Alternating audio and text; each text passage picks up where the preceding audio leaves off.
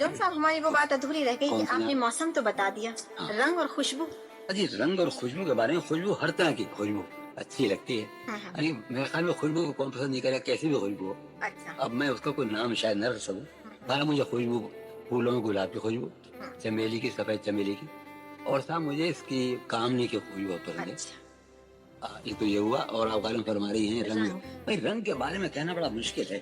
वैसे फौरी तौर पर जो मेरे जहन में रंग आते हैं तालिबा साहिबा, वो है सब्ज और सुर्ख।